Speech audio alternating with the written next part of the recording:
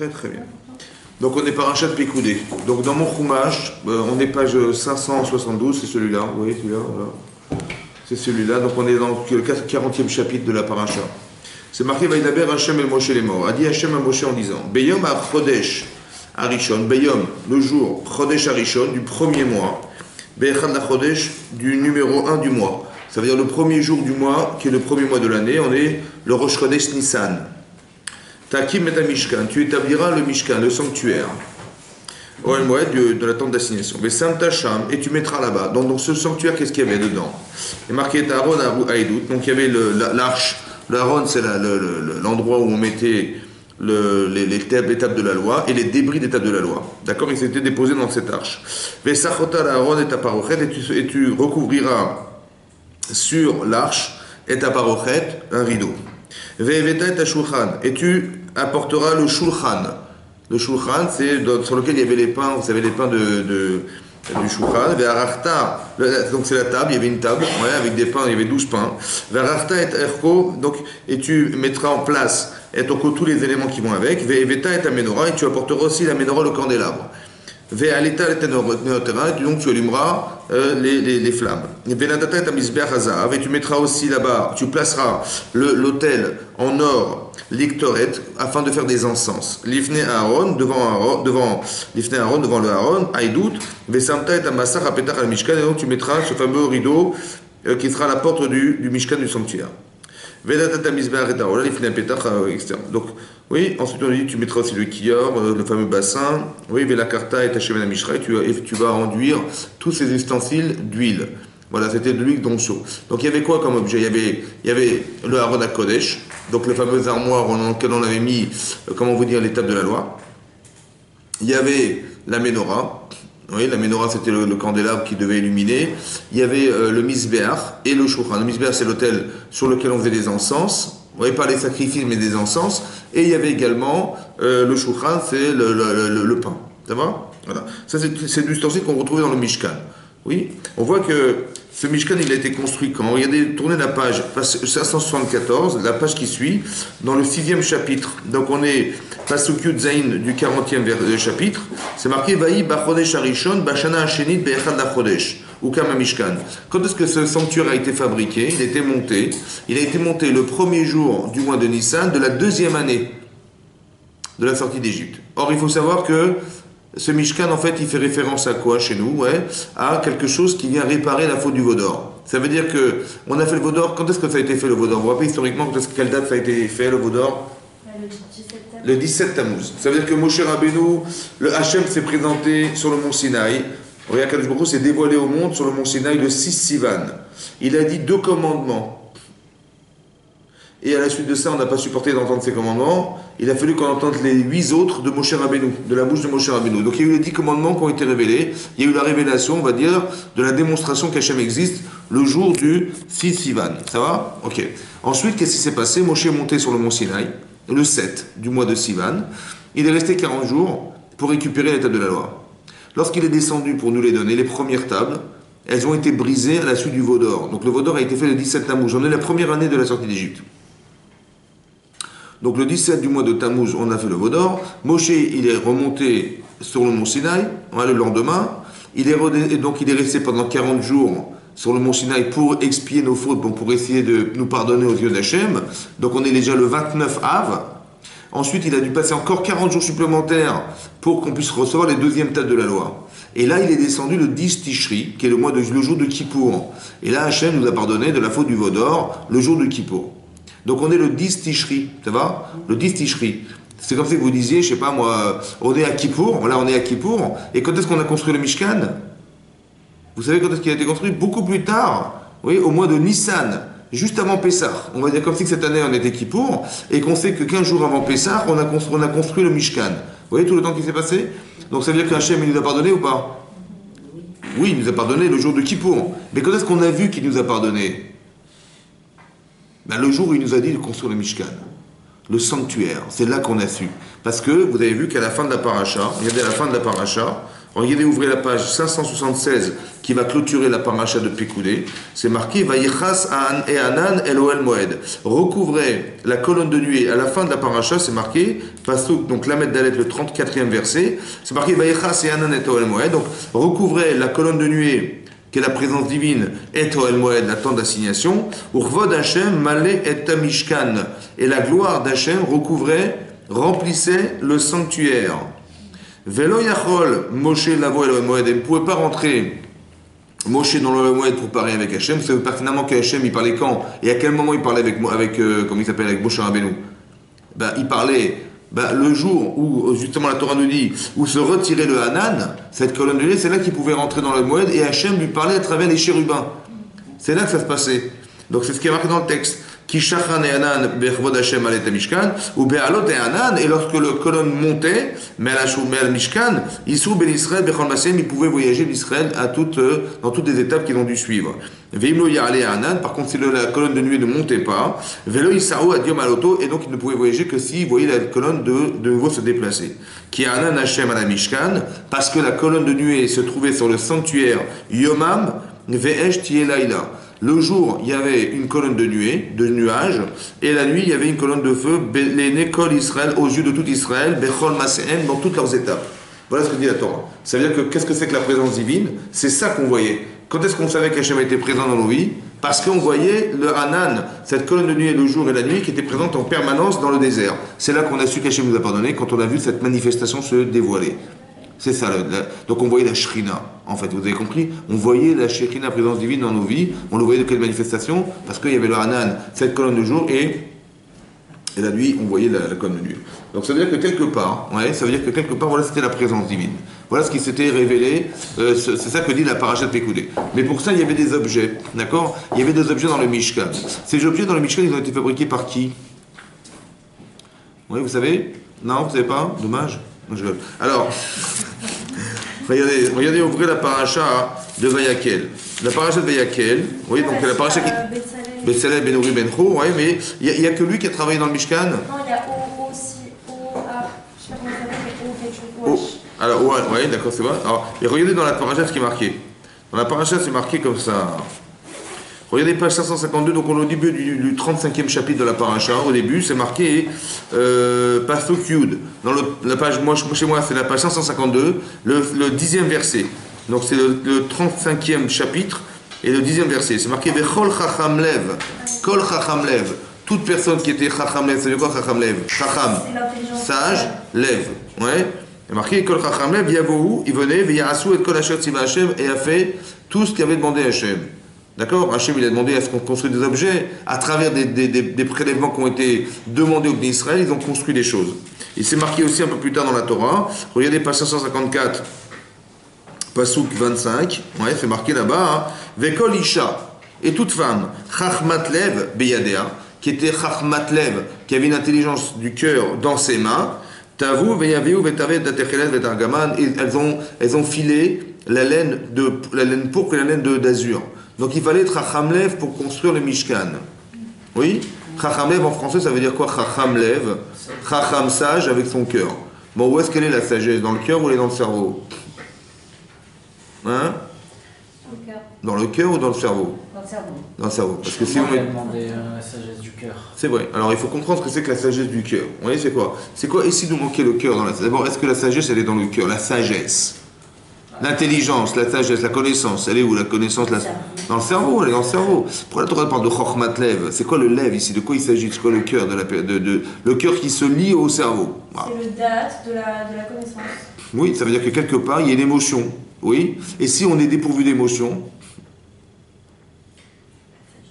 il y a de l'intelligence, parce qu'il y a deux formes d'intelligence et de connaissance. Il y a ce qu'on appelle l'intelligence pure. Vous voyez, l'intelligence pure, c'est rationnel. Vous voyez, on est cartésien, on est philosophe, etc. Donc on raisonne de façon catégorique, peut-être même à la limite mathématique. Ça veut dire que c'est logique, mais d'une logique implacable. Ça, c'est le cerveau. Mais est-ce qu'il est nécessaire et obligatoire de réfléchir de cette manière, en tant qu'humain? C'est très grave de réfléchir de cette manière aussi en tant qu'humain. Ça peut être, on va dire comme ça, l'un sans l'autre ne va pas. Ça veut dire que si je ne suis pas cartésien dans mon raisonnement, je ne suis pas logique, mais je raisonne qu'avec mon cœur, c'est un problème. Ça va? Parce que je suis prisonnier de mes émotions et je peux faire n'importe quoi parce que je n'arrive pas à réfléchir. Et si je fais l'inverse, je suis très cartésien, très très rigoureux dans mon raisonnement, mais je n'ai pas de cœur. C'est dangereux, pourquoi?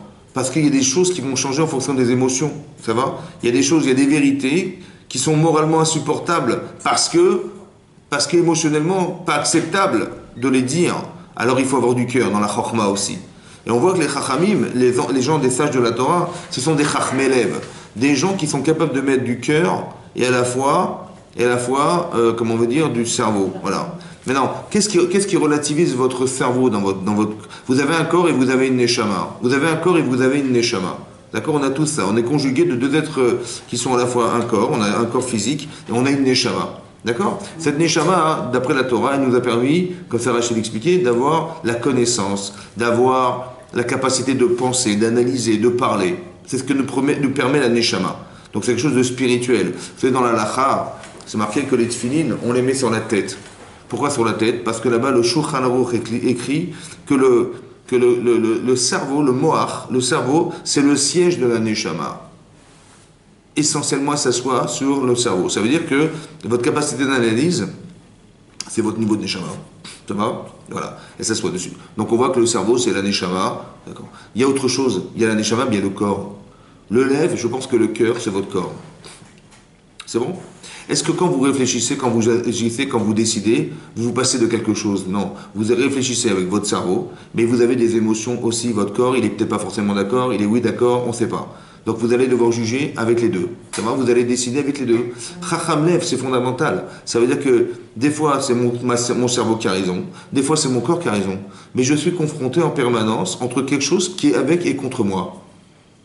Ça va? Mon corps, il est contre moi, contre ma pensée. Et ma pensée, ouais, mais elle est contre mon corps. Ça veut dire ma raison d'être émotionnel corporel. Vous comprenez?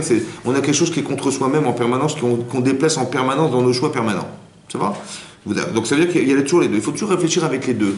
Pourquoi? Parce que si je réfléchis qu'avec un seul, j'aurais forcément contenté un et pas l'autre.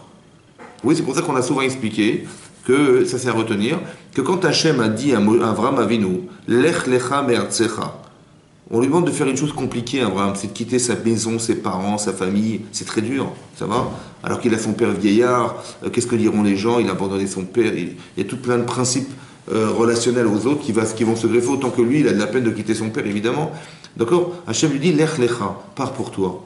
Alors moi je pensais pour toi, ça veut dire pas égoïstement pour toi, que pars pour toi, il faut bien que tu... Rachid explique non. Lecha, c'est l'anatra automatra. Par plaisir. Mais pas parce que c'est aussi bien pour toi. C'est bon et c'est bien. Alors le bon, c'est quoi le bon et c'est quoi le bien? Le bon, c'est ce que tu penses. Et le bien, c'est ce que tu ressens. Vous avez compris? Chokhmatlev. Il faut que tu sois chacham avec ton cœur et ton cerveau. Des fois, c'est pas agréable de le faire, mais c'est bien de le faire. Des fois, vous avez compris? Des fois, c'est bon. Des fois, c'est agréable, mais c'est pas bon. Vous avez compris? Donc les deux existent. Ça veut dire qu'il faut faire attention qu'il y ait toujours ces deux-là. La chokhmatlev, je pense que le chacham, c'est quelqu'un qui ne raisonne pas seulement de façon rationnelle, mais qui est capable de voir aussi de façon émotionnelle. Il faut les deux tout le temps en permanence, de façon à ce que ça soit équilibrant. Que l'équilibre dans la vie, c'est l'équilibre de ce que vous êtes. Vous êtes tiraillé entre deux choses, en fait. Vous avez un corps et une neshama. Alors il est où l'équilibre entre les deux? C'est de faire le shalom entre les deux. Vous avez compris? Voilà. Et de faire le shalom, c'est ce qu'appelle le Rambam, il dit le kav hazahav, la ligne d'or. Il y a une ligne d'or qu'il faut suivre. Ouais, la ligne d'or, c'est l'équilibre entre les deux. Mais l'équilibre entre quoi et quoi? Entre ce que vous désirez, de ce que vous savez être bien pour vous. C'est très important de savoir trouver la bonne distance et la bonne limite des choses. Parce que l'équilibre, il est là. Pour ne pas te décontenter là, par exemple, si vous dites c'est bien de faire, mais j'en ai pas envie, alors il y a une partie de moi qui ne va pas accepter. Ou alors j'ai très très envie, mais c'est pas bon pour moi. Il y a quelque chose en moi qui va aussi refuser. Il faut que ça soit tout le temps dans le shalom, la paix entre les deux êtres qui sont votre corps et votre neshama. Seulement, il faut savoir qu'il y a deux discours. Le discours intellectuel n'est pas le discours corporel. Par exemple, on a un Tana qui s'appelle Rabbi Yochanan ben Zakkai. Un Tana qui est Rabbi Yochanan ben Zakkai. Et c'était un très très grand Tana qui vivait à l'époque, à la fin du Chorban Beit Sheni, à la fin la destruction du deuxième temple, il faisait partie des Tanaïm de l'époque. Maintenant, il était mourant, dit l'Agma dans Brachot. Et il était mourant et il pleurait. Et ces 7 Talmidim sont venus voir en lui disant, mais Rav, pourquoi vous pleurez? Qu'est-ce qui se passe? Il a dit, vous savez, j'ai deux chemins devant moi. Je ne sais pas où je vais aller. J'en ai un qui m'amène au Gan Eden, dans le monde futur, et un autre qui m'amène à l'enfer, au Gehenam. Je ne sais pas où je vais. Bon. Il a dit, si on m'amenait devant un juge sur la terre, si j'étais condamné à devoir aller chez le juge, alors bon, il va se mettre en colère contre moi, mais combien ça va durer de temps? Il va peut-être me mettre en prison, mais combien ça va durer de temps? Oui, ça va pas durer l'éternité. Et puis de toute façon, et puis à la limite, je pourrais même m'arranger, je lui glisse un billet sur la table, et on s'arrange, et peut-être que je lui éviterai tout ça. Bon, mais là on m'amène devant un Kadosh Baruch Hu quand même. Donc il va s'énerver, c'est l'éternité, il va mettre en prison, c'est l'éternité, etc. Donc n'est-ce pas a fortiori que je pleurais? C'est ça qu'il a dit. Voilà ce que dit l'Agmara. Oui. Donc il a dit, si déjà devant un juge, c'est comme ça, alors devant Hachem, à Kadosh Baruch Hu, à la Chat Kama Vekama, combien et combien encore, j'aurais dû avoir peur et c'est pour ça que je pleure. Pourquoi il a dit, si on m'amène devant un juge, je vais pleurer, alors à farcerie devant Hachem? Pourquoi il a besoin de dire ça? Il avait qu'à dire simplement, si on m'amène devant... il dit, pourquoi je pleure? Mais je pleure parce que je vais peut-être mourir, je vais aller devant Hachem. Tout simplement. Tu as besoin de faire un calvachomer, un raisonnement a fortiori. Il dit simplement, si on m'amène pourquoi je pleure? Parce qu'on va m'amener je vais peut-être disparaître et je vais me retrouver jugé par Hachem et j'ai peur. Et je pleure de ça, et j'ai peur de me retrouver devant Hachem, c'est tout. Pourquoi tu as besoin de faire un raisonnement a fortiori? Si tu veux avoir un juge, a fortiori devant Hachem, pourquoi faire? C'est comme il a fait Yosef. Hein? C'est comme il a fait Yosef avec la femme de Potiphar. C'est-à-dire? Ouais, mais pourquoi? Oui, pourquoi? Pour dire que... Pour d'abord dire à son corps que c'est pas bien, d'abord à son Yetzirah. Je sais pas s'il y a un ordre d'idée, vous avez raison, mais je sais pas s'il y a un ordre d'idée. C'est de dire comme ça, quand il a dit le Kalvachomer, à quoi il vient répondre? À qui il vient répondre? Il aurait pu dire simplement, je vais devant Hachem. C'est tout. Pourquoi il a dit, et si déjà devant un homme, alors devant Hachem, a fortiori? Pourquoi faire? Vous savez pourquoi? Parce que quand je dis, écoutez-moi bien, quand je dis je vais me trouver devant Hachem, c'est logique ou pas? Non. C'est logique ou pas? Il va mourir, c'est logique ou pas? Mais ce discours, il parle à qui ce discours? À son gouffre ou à sa neshama? À son corps? À son corps ou à sa neshama? Et son corps, qu'est-ce qu'il comprend de ça? Il comprend rien. Par contre, si vous lui dites, tu sais comment ça se passe au tribunal? Il va dire, ouais. Ben si, déjà au tribunal, c'est ça. Alors imagine-toi devant Hachem. Ce discours, il est corporel, vous avez compris ou pas? C'est comme on arrive à Rosh Hashanah, nous. On est à Rosh Hashanah? Oui, non. Bon, on est jugé ce jour-là ou pas? L'année prochaine, elle va se juger ce jour-là. Vous vous rendez compte ou pas? Si on était jugé devant un tribunal, comment on ferait? Ben, on aurait pris les meilleurs avocats, on dormirait pas la nuit. C'est vrai ou pas?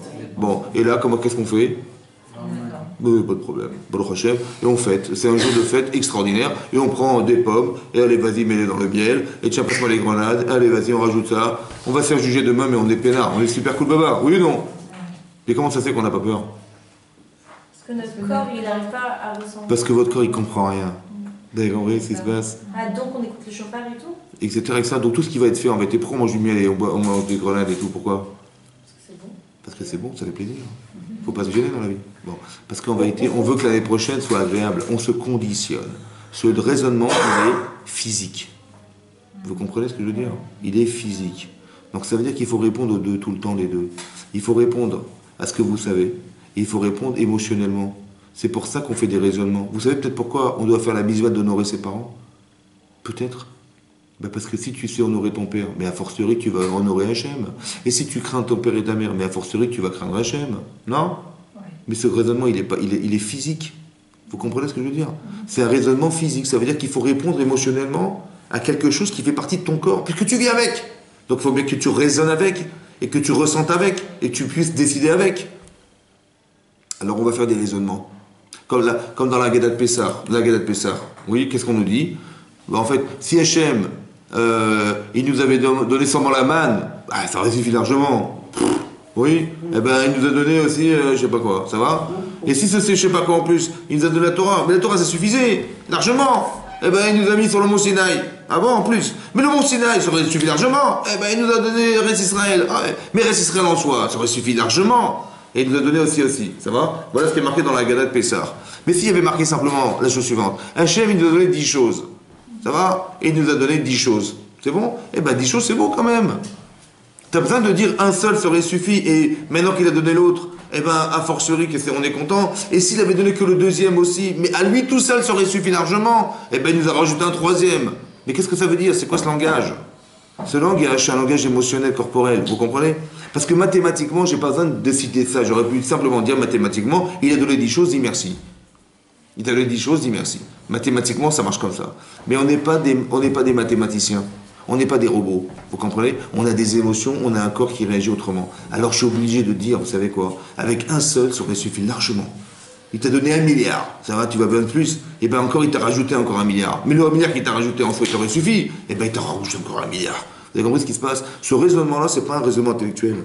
C'est un raisonnement intellectualisé pour répondre à quoi? Pour répondre à mon corps.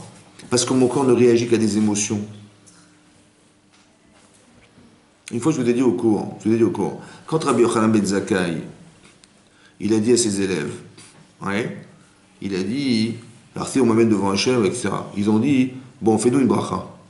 Les élèves ont demandé à Rabbi Yochanan ben Zakkai, fais-nous une bracha, bénis-nous avant de mourir, bénis-nous qu'on était talmidim, tes élèves.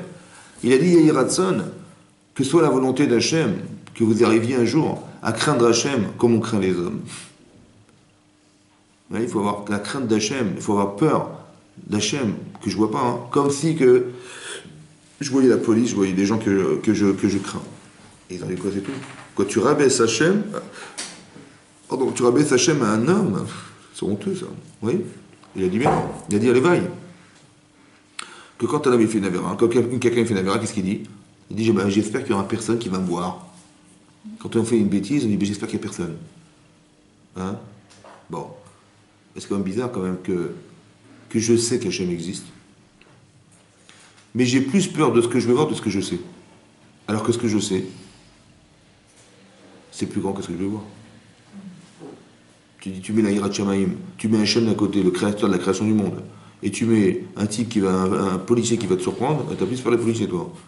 Ben c'est comme ça. Ça va? Il a dit, si on arrivait un jour à ça, superbe. Qu'on arrive à avoir la crainte d'Hachem, la conscience qu'il existe, comme tu as la conscience de voir un type en face de toi qui te surprend en train de faire une avéra. C'est ça? Oui, non? En train de faire une faute. Mais ça veut dire quoi? Ça veut dire quoi? Ça veut dire qu'on ne réagit pas à ce qu'on sait. Mais pourtant, je sais bien, moi, je sais pertinemment qu'Hachem, il est largement au-dessus de ce que je vais voir. Puisque c'est la personne que je vais voir, c'est la personne créée.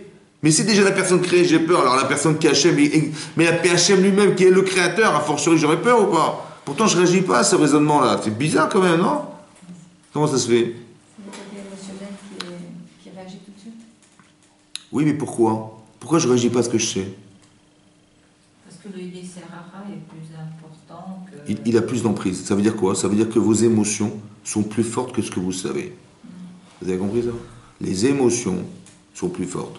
Donc si je ne réponds pas aux émotions, si je ne donne pas un sens intellectuel à mes émotions, je suis bouffé par mes émotions. Ça va? Bouffer, ça veut dire... vous avez compris? Bouffer, ça veut dire que je ne peux plus raisonner. C'est ça qui est grave, vous comprenez ou pas? Donc quand vous raisonnez, donc on nous demande dans la Torah d'être des chacham élèves. Chacham, c'est intelligent, connaisseur, mais avec son cœur. Il faut toujours mêler les deux. Quand vous allez devoir décider dans votre vie, il ne faut pas dire oui c'est comme ça. Non, des fois c'est vrai, mais il y a des nuances. Pourquoi? Parce que est-ce que ça se sent? Est-ce que tu ressens la différence? Est-ce que tu sens ce que tu fais est bien? Des fois, on peut gronder ses enfants, on peut je sais pas quoi. Tu as raison, ils ont fait une bêtise, mais est-ce que c'était la bonne manière? Est-ce que tu sens que c'est comme ça qu'il fallait faire? Tu vois, je dis, mais tu vois, mais il faut réagir, hein, il faut réagir. Donc, tu penses que c'est ça qu'il fallait. Est-ce que tu penses que c'est la bonne manière? Est-ce que tu ressens que c'est la meilleure des façons de faire? Il faut mettre du cœur. Comme je vous ai dit une fois je vous ai dit. Quand Paro a décidé un jour qu'il ne voyait aucun moyen d'exterminer le clan Israël. Il fallait exterminer ces juifs, ils étaient trop nombreux. Qu'est-ce qu'il a fait? Il a décidé, après qu'il ait essayé de les faire travailler à fond et de les tuer sous le travail, il a essayé de les tuer sous le travail, il a fait des camps de concentration, des camps de travail, et il voyait que ça se multipliait, il devenait fou. Qu'est-ce qu'il a fait? Il a demandé à deux sages-femmes, deux sages-femmes, de prendre des enfants, et les enfants qui naîtraient, si c'était des garçons, il les tuerait, les filles, il les laisserait vivre. Voilà ce qu'il a décidé. Au moins, on va aller à la source. Bon. Qu'est-ce qu'a fait Amram? Amram Kohen Gadol, qui était le Kohen Gadol, Amram, et qui était, le Gadolador, le grand rabbin de l'époque, le grand rabbin de l'époque. Qu'est-ce qu'il a décidé? Il a dit, écoutez, c'est grave, la situation est grave, il faut divorcer.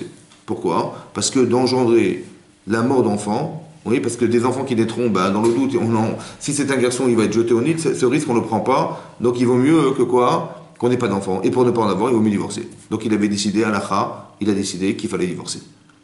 Et sa fille lui dit, papa, mais tu fais pire que Paro. Pourquoi? Sa fille qui avait 8 ans, je crois, 5 ans, 8 ans, Myriam, elle a dit, papa, tu fais pire que Paro. Pourquoi? Elle a dit, parce que Paro, il tue pas les filles. Mais toi, en te privant d'avoir des enfants, en quelque part, tu tues les enfants, tu tues cette fille. Oui, qu'est-ce que tu la fais pas vivre. Et si même, Paro, il prend ces garçons qui jettent au Nil et qui les tuent, mais ces enfants qui l'a tué, ils vont au Gan Eden.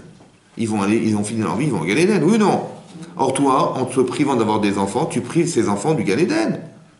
Donc c'est pire. Si c'est une fille, elle doit vivre et toi tu la tues. Et si c'est un garçon, il doit vivre au Gan Eden, toi tu l'empêches de vivre au Gan Eden. C'est pire que Paro.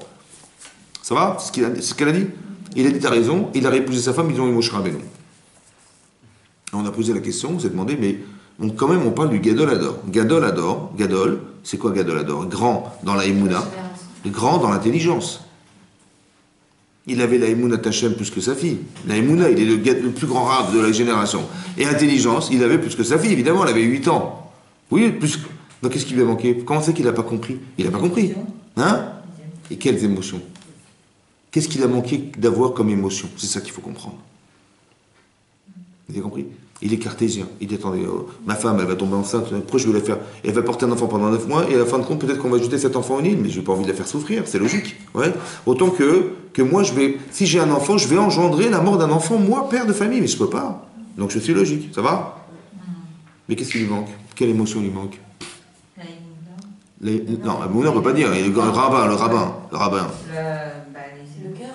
Hein? Quel cœur? C'est ça la partie. Comment il faut raisonner émotionnellement pour pouvoir décider qu'elle avait raison. Elle a raison, c'est logique. Mais cette logique, elle n'est pas intellectuelle. Puisqu'intellectuellement, il a fait l'inverse. Les émotions? Laquelle? C'est ça ma question. Le cœur? Laquelle? Laquelle émotion? Oui, je sais que c'est le cœur, mon prochain, c'est pas les pieds, mais juste je ne comprends pas. C'est quelle émotion il faut avoir pour comprendre? Bon, on continue. Je pense que l'émotion, c'est de se mettre à la place de ceux que je rends victimes de ce que je décide. Alors je m'explique en français. Je l'ai dit en arabe, mais je vais le dire en français. Quand je décide quelque chose, j'ai décidé de ne pas avoir d'enfant. D'accord? J'ai décidé que ma femme ne va pas souffrir. Mais qui c'est qui va être tributaire de ce choix? Ben, l'enfant qui va naître. Ça va? C'est qui l'enfant ici? Ben, c'est Myriam. Vous savez, Myriam, elle voit son père et elle voit Paro. Elle dit, bah, Paro, il m'aurait laissé vivre. Mais mon père, il m'aurait tué. Vous avez compris? Et si j'étais un garçon, moi, Myriam, ben, moi, j'aurais peut-être été au Gan Eden parce que Paro, il me tue, mais je vais au Gan Eden. Et si mon père, c'est mon père, ben, je ne vais pas au Gan Eden. Vous avez compris pas? Ça veut dire qu'elle, elle peut faire ce choix. Pourquoi? Parce qu'elle est victime du choix de son père. Donc elle a les émotions de celle qui subit le choix des autres. L'émotion de celui qui subit le choix des autres. De quel droit? Mon père, il a décidé pour moi que je ne vive pas. Vous avez compris ce que je veux dire? Mais lui, il ne voit pas comme ça. Il voit, mais qu'est-ce que moi j'ai à perdre dans l'histoire? Qu'est-ce qui lui a manqué? L'émotion de celui qui va subir son choix. Vous comprenez ça? Vous avez compris? Moi, j'ai décidé que je ne veux pas avoir d'enfant. Ben, l'enfant, il veut vivre. Et de quel droit, moi, je l'empêche de vivre? Vous avez compris ce que je veux dire? C'est ça qu'il fallait avoir comme sensibilité. Ça s'appelle du cœur, ça. Que quand tu décides, il faut faire attention à ce que ça ne soit pas forcément réflexif. Tiens compte émotionnellement de celui qui va subir tes choix. Vous avez compris? Ah oui, parce que quand j'ai décidé de ne pas avoir d'enfant, celui qui a envie de naître, peut-être il a envie de naître, lui. Et même si l'enfant va mourir, ben il va aller au Gan Eden. Mais de quel droit je me permets, moi, de l'empêcher d'exister? Vous comprenez ce que ça veut dire? Cette émotion, il faut en tenir compte. Comme si dans mes paramètres intellectuels, il manquait un élément. Lequel? Ben, l'enfant. Moi, j'ai tenu compte de ma femme, j'ai tenu compte de moi. J'ai dit, mais moi, je vais pas être un criminel, quand même. Et ma femme, elle va pas subir un sacrifice pareil que d'être capable de mettre son enfant au monde et de savoir qu'il va me jeter dans le Nil. Vous avez compris pas? J'ai compris. Mais tu t'es enfermé dans quoi? Dans tes émotions personnelles et celles de ta femme. Et ton enfant, il est où là-dedans? Il est où le paramètre de ton fils, de ton enfant? Il est où? Ben, il n'y en a pas. Vous avez compris pas? Il n'est pas là, dans le raisonnement. Parce qu'il n'a pas l'émotion de celui qui subit le choix. Vous avez compris ça? Ça veut dire qu'il faut avoir une chormat lève. Ça veut dire chacham lève, attention. Parce que si tu as de la peine, mais tu as de la peine pour ton enfant, oui ou non? Mais ça fait partie de la chorma, ça. C'est comme Hitler. C'est chacham, hein? C'était un grand stratagème. Il avait un grand stratège, oui ou non? Mais est-ce qu'il avait du cœur? Il avait du cœur ou pas? S'il avait un petit peu de cœur, il aurait fait cette guerre? Non. C'était un chacham, mais pas chacham lève. Il était chacham, mais pas dans son cœur, du tout. Ou du moins, son cœur, dans l'intérêt de soi. Vous comprenez? il voulait être le maître du monde, il a des émotions, monsieur, il a envie de le maître du monde. J'ai compris, mais tu vas tuer 60 millions de personnes parce que tu vas être le maître du monde. Vous avez compris ce qui se passe? Il est chacham, mais pas lève. Il est où le cœur? Il est où le choix? Il est où? Tu veux devenir quelqu'un de puissant en Europe, mais tu es prêt à sacrifier des hommes pour avoir le pouvoir. Mais tu te rends compte de ce que tu es en train de faire. Tu mets un seul homme qui meurt parce que monsieur va avoir le pouvoir, le kavod, le plaisir d'être maître du monde, le plaisir d'être maître du monde et de diriger le monde. Tu mets un homme, la vie d'un homme contre ton plaisir, et toi tu choisis ton plaisir, toi. Ah ouais, en chazak. Vous avez compris? Pourquoi c'est pas logique? Parce qu'émotionnellement, moralement, ça n'est pas logique. Tu dis, mais si tu veux reconstruire le monde, logiquement, il faut qu'il y ait des morts. C'est comme ça, c'est la vie. Ça va, on va faire la guerre, et celui qui vivra, vivra, celui qui mourra, il mourra, ça fait partie des choix. Mais c'est un choix intellectuel que tu fais subir aux autres. Mais émotionnellement, est-ce que moralement, ça se fait, ce que tu penses?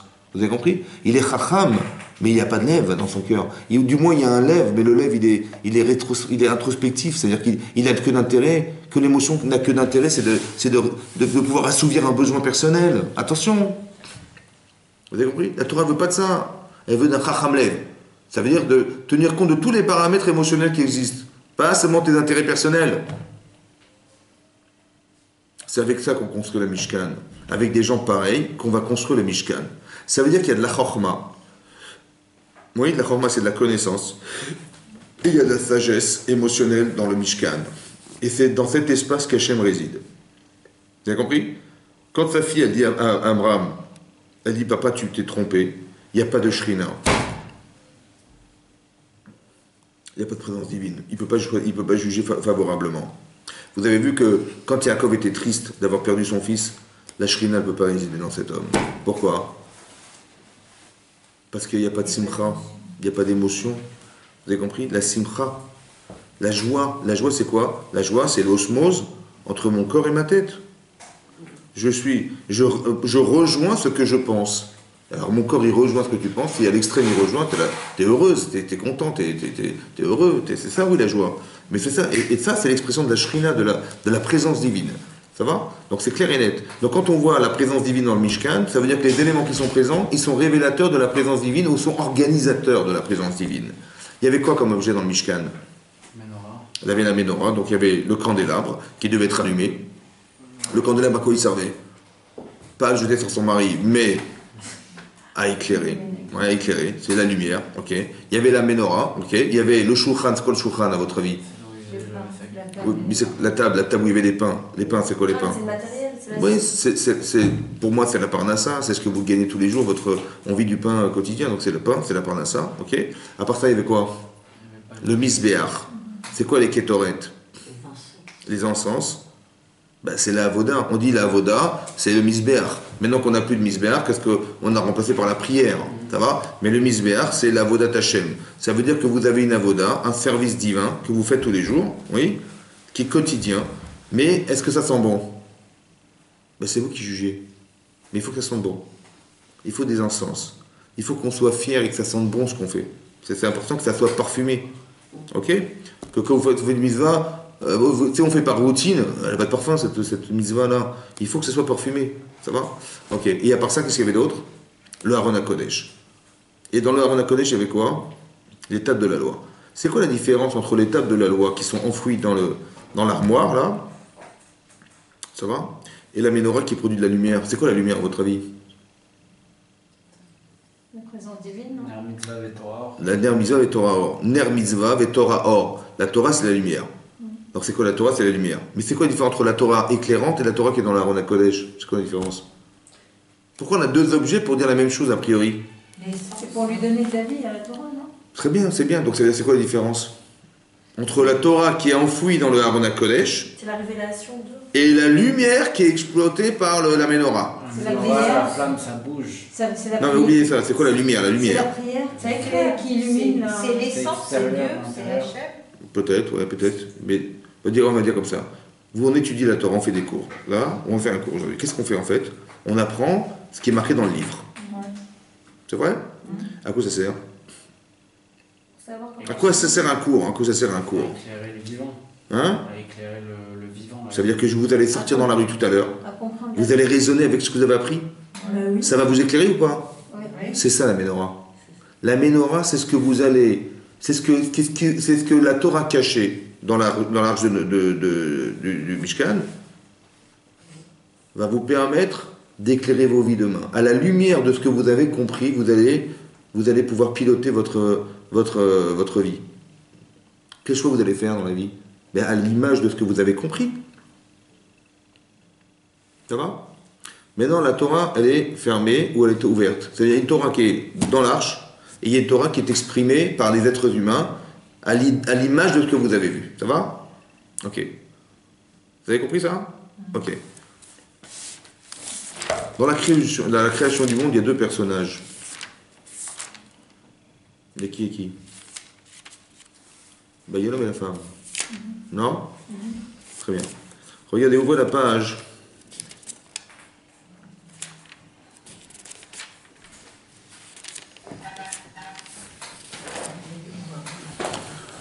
Ouvrez la page. Voilà. Ouvrez la page 14. Alors, la page 14, on est exactement... Page 14, donc on est dans le deuxième chapitre, Pasuk Yutet. Non, peut-être avant, page 12. Page 12, on est exactement dans le deuxième chapitre, Pasuk 18. Ça va, vous avez trouvé? Page 12. Donc là, on est dans le deuxième chapitre, Pasuk 18, pour ceux qui suivent dans le Chumash. Vous avez trouvé? Vayomer Hashem Elokim. Donc elle dit Hashem Elokim. Lotov Yiyot Adam Levado. Ça n'est pas bien que l'homme soit seul. Hé, c'est l'eau. Faisons-lui. Ezer Kenegdo. Une aide face à lui ou contre lui. Rachid expliquait face à lui ou contre lui. Keneged en hébreu, ça veut dire Keneged, en face, ou Keneged contre. Ça a le deux sens. Alors Rachid explique pourquoi on a choisi ce mot. Parce que, regardez le Rachid, la première ligne de Rachid, Zacha Ezer. S'il est méritant, Ezer. Ça sera une aide. Lo Zacha, on ne sait pas de quoi il s'agit. Il va faire quelque chose qui est une aide face ou contre lui. Lo Zacha, mais s'il n'est pas méritant, Kenegdo, Leilachem, pour lui faire la guerre. Ouais, c'est marqué comme ça. Que s'il est méritant, elle sera une aide. Et s'il ne l'est pas, ça sera contre lui pour lui faire la guerre, Leilachem. D'accord? Il y a quelque chose qui s'oppose à l'homme, qui est une aide et qui est contre lui. C'est bizarre quand même, comment ça peut être une aide contre lui? Pour le faire avancer. Contre lui. Une aide contre lui. Bizarre. Contre sa volonté. C'est bizarre, une aide contre lui. C'est contradictoire. C'est comme. Mais si c'est contradictoire, c'est quoi Zacha alors? Ça veut dire quoi d'être méritant, c'est pour lui? Et c'est contre lui, mais s'il est méritant, ce sera avec lui. Ça sera une aide. Et s'il n'est pas méritant, ce sera contre lui. C'est quoi, ça veut dire quoi mériter ici? Ça veut dire quoi mériter? Mériter, pas mériter. Quand il n'a pas de mérite? C'est pas un enfant? Comment? C'est pas un enfant, il n'y a pas le lien Zahar avec... Non. Zacha. Zacha, ça veut dire méritant. Zachar, Zecher, ça veut dire... Zachar, ça veut dire masculin. Mais Zacha, il a eu le mérite. Elle sera pour lui une aide. Et s'il n'a pas été méritant, elle ne sera pas une aide, elle sera contre lui. Ça veut dire qu'on va lui proposer quelque chose. Parce que d'être seul, ça ne marche pas. On va lui proposer quelque chose qui est contre lui. Mais s'il est intelligent, ça sera avec lui. Ça veut dire que c'est quoi l'intelligence? Voilà. Quand vous avez deux choses qui s'opposent, par exemple, vous avez le feu et vous avez de l'eau. Ça va? Si vous mettez de l'eau sur du feu, ça l'éteint. Et si vous mettez du feu sur de l'eau, vous pouvez l'évaporer. Ça dépend des quantités. On est d'accord? Donc s'il y a plus d'eau que de feu, ben ça l'éteint. Et s'il y a plus de feu que d'eau, ça l'évapore. Mais c'est l'un contre l'autre ou pas? Dites oui, ça va plus vite. Ben oui, parce que si l'eau, elle éteint le feu, c'est contre l'un. Et si le feu évapore l'eau, c'est contre l'autre. On est d'accord ou pas? Très bien. Je ne peux pas répéter 100 fois, mais c'est comme ça. C'est vrai? Qu'est-ce qu'il faut faire pour faire le shalom entre le feu et l'eau? Pour faire la paix entre le feu et l'eau? Comment je vais pouvoir utiliser l'eau et le feu en même temps? Il faut mettre la marmite. Ça va? Si vous voulez faire cuire un plat, pour ne pas brûler ou pour ne pas éteindre, comment je vais arriver à concilier le feu et l'eau? Ben la marmite. La marmite, elle fait le shalom. Oui? Vous savez ce que j'ai fait? J'ai été zoché de comprendre qu'on peut associer les deux. Vous savez pourquoi j'ai fait ça? Parce que je connais la nature du feu et je connais la nature de l'eau. Si je me trouve le mérite de comprendre la nature de chacun, alors je peux faire le shalom. Parce que je vais trouver la solution pour que les deux se conjuguent. Mais si je n'ai pas compris, Qu'est-ce que je vais faire? Mais si je mets trop d'eau, ça va éteindre le feu. Et si je mets trop de feu, ça va éteindre l'eau. Comment je vais faire? C'est contre moi. Vous avez compris ou pas? Si je ne sais pas zoché, c'est quoi pas zoché? Je n'ai pas méritant, j'ai pas compris.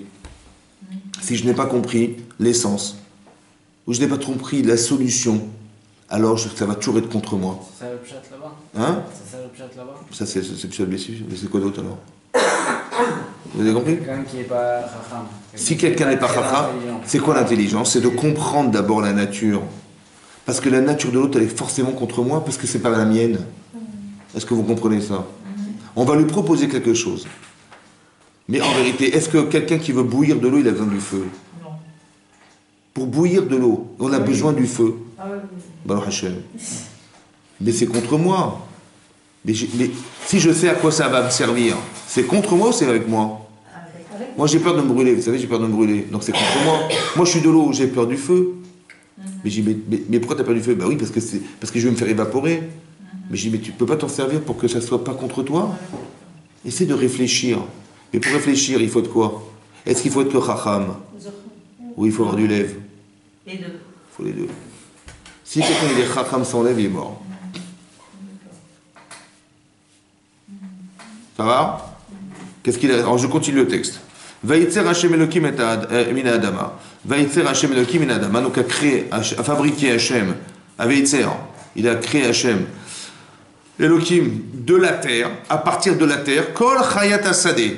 Tous les animaux sauvages des champs. Vous avez les animaux sauvages, les cerfs, les brebis, les machins, c'est créé de la terre. Vekol Of Hashamaim. Tous les volatiles du ciel ont été créés de la terre. Vous avez des oiseaux qui se baladent? Non. Ça a été créé de la terre. Vayavé la Adam, il l'a apporté à l'homme. L'irot maïkrelo, pour voir comment il allait les appeler. Vechol asherikralo Adam, et tout ce que l'homme allait désigner en les nommant, Nefesh Chaya ou Shemot, ça sera le nom de cet animal. Voilà ce qu'a dit Hachem. Vaikra Adam Shemot, et donc l'homme a nommé tous les animaux, les Chol Abema, tous les animaux domestiques, ou les Of Hashamaim, et les volatiles du ciel, ou le Chol Achayat Asadeh, et tous les animaux sauvages des champs, ou les Adam Lomasa Isaac Enegdo. Mais lui, il n'a pas trouvé une aide contre lui ou face à lui. C'est-à-dire Rachid expliquait qu'il a vu que chaque animal, il y avait un animal mâle et femelle. Donc il y avait une coïncidence entre les deux. Mais lui, il n'a pas trouvé. qui c'est lui? Hein? Qui lui? Lui, c'est l'autre. Lui, c'est Adam. Adam, il a nommé les animaux, il a vu que c'était compatible, l'homme avec le mâle et la femelle, il avait un cheval et sa jument, il est super compatible. Il dit, mais eux, ils ont tous un féminin, et moi, je n'ai pas de féminin. Ça va? Dès l'instant où il s'est posé la question, Vaïpol, Vaïapel Hashem Elohim Tardema Alav.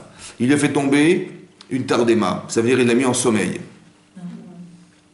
Ouais, comme on coupe, on se met en veilleuse. Non, je rigole. Donc il a mis en sommeil. Vaïpel Hashem Elohim Tardema Adam, il a mis l'homme en Tardema, c'est-à-dire qu'il a mis en sommeil. Vaïshan, et il a dormi. Vaïkar Achat Mitzal Otav, il a pris une Tzal Otav. Côte. Côte d'azur ou côte de quoi? D'ivoire. D'ivoire. Alors regardez Rashi. Tzal Otav. Tsela, tu as raison que la Tsela c'est la côte. Il a raison. Mais Rashi il ne dit pas comme ça. Regardez Rashi. C'est long. Mitzal Otav. Non, Tzal avec un in, pas de sel. Le sel c'est ce qu'on met dans la viande, mais c'est pas trop de salé. Non. Tzal Otav. Regardez Rashi. Tzal Otav. Mistarav. Son côté. Kemo Tsela Amishkan. Comme le côté du sanctuaire. Ah oui. Ah oui. Waouh. Rashi continue. Veyesh chez Amrou, et c'est ce qui est marqué, c'est ce qu'on dit les Chachamim, Shne Partsufim Nivraou, qu'ils ont été créés avec deux visages.